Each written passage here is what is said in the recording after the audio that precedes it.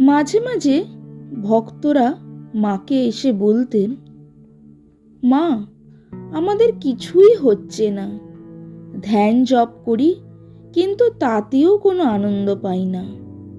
মা বলতেন, এ কথা অনেকেই এসে বলে আমাকে, কিন্তু তারা রোজ 10-15 হাজার জপ করুক দেখি, তখন কেমন আনন্দ না পায় দেখব।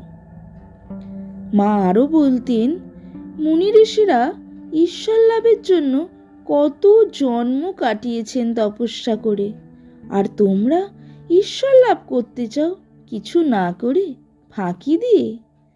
বিনা চেষ্টাতেই কি তা সম্ভব? যা চাও তা পেতে গেলে উঠে পড়ে লাগতে হবে। সবাই আসে আর বলে কৃপা। কৃপা কি করবে? কৃপা গিয়ে ফিরে আসে। কৃপা যার কাছে এলো, সে যদি প্রস্তুত না থাকে তাহলে কৃপা এসেও ফিরে যাবে।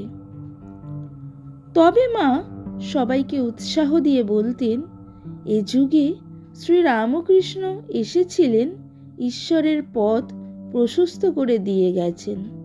যে কেউ একটু উদ্যোগী হয়ে ঈশ্বর চিন্তা করবে, সেই তাকে পেয়ে যাবে।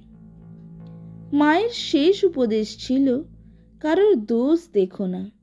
আর একটি কথা বলতেন, যখন তোমরা কোনো সমস্যায় পড়বে, যখন কোনো মানসিক অশান্তি আসবে, তখন মনে রাখবে তোমাদের একজন মা আছেন।